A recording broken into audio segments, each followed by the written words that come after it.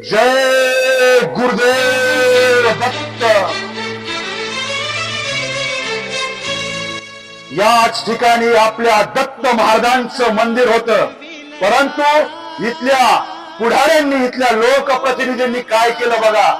यांच्या लेखी रस्त्याच्या कडेला दत्त मंदिर असणं आणि पूजा करणं हा अधर्म, आणि ब्रह्मदेवांच्या कमंडलीतून जी करा नदी वाहते त्या करा नदीच्या कडेला कत्तलखाना उभा करणं आणि सपासप गोहत्या करणं आणि त्या रक्ताचं पाणी नदीमध्ये सोडणं हा धर्म।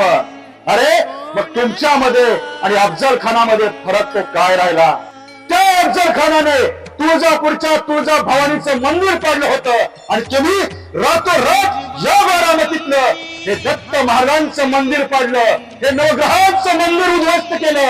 म्हणून माझ्या बारामतीकरांना आवाहन आहे, ज्यांनी हे दत्त मंदिर रातोरात पाडलं त्यांना सुद्धा तुम्ही रातोरात पाडा आणि पाडाच। आणि ज्यांनी हे नवग्रहाचं मंदिर उद्ध्वस्त केलं त्यांचे ग्रह तर असे फिरवा की येणाऱ्या 7 पिढ्या परत कुठल्या मंदिराकडे वाकड्या नजरेने बघणार नाहीत। एवढंच बोलतो आणि थांबतो।